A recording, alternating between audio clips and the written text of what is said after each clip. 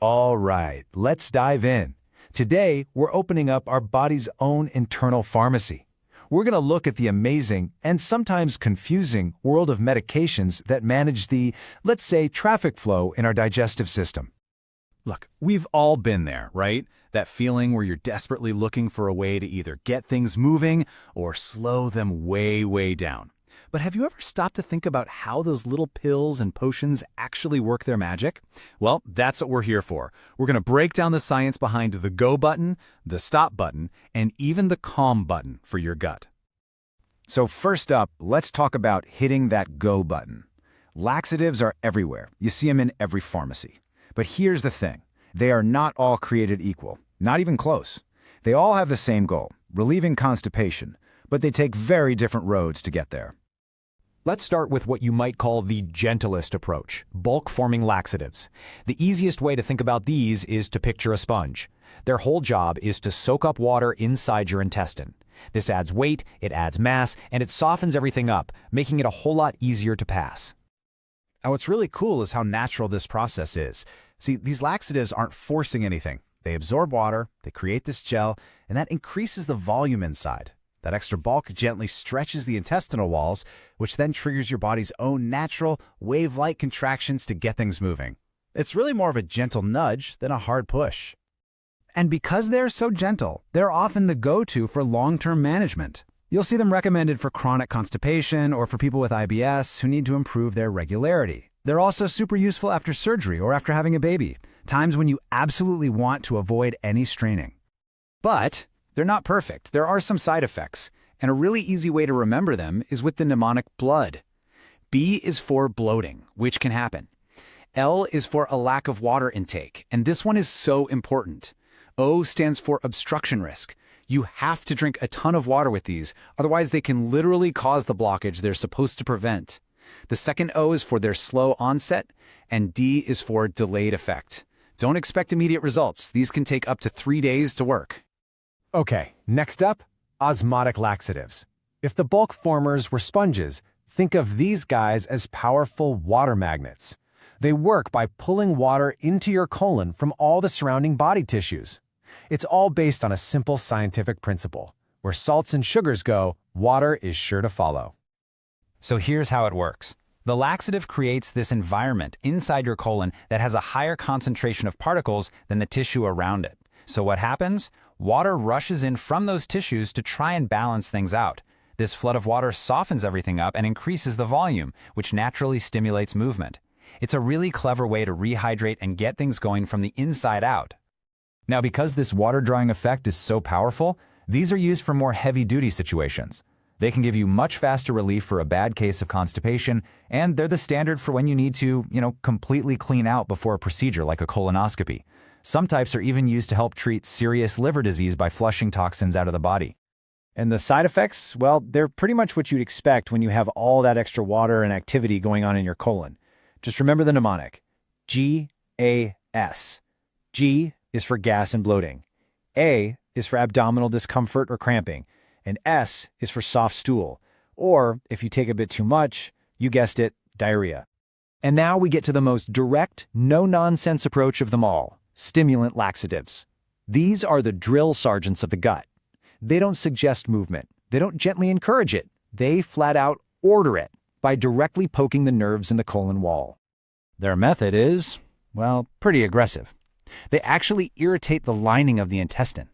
This irritation is what kicks the nerves into high gear, causing strong, powerful contractions that just push everything through. It's incredibly effective for sure, but it is also a very forceful way to clear things out.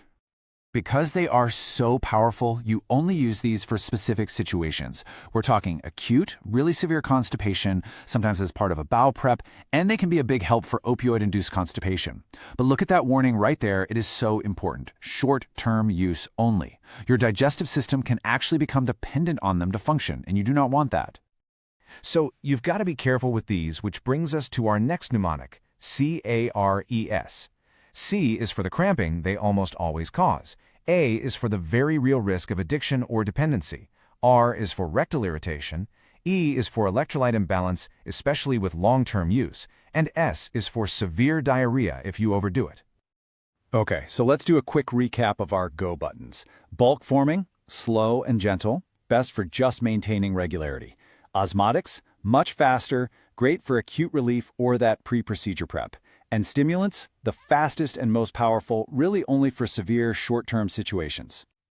All right, we have covered every which way to get things moving. So now let's totally flip the script.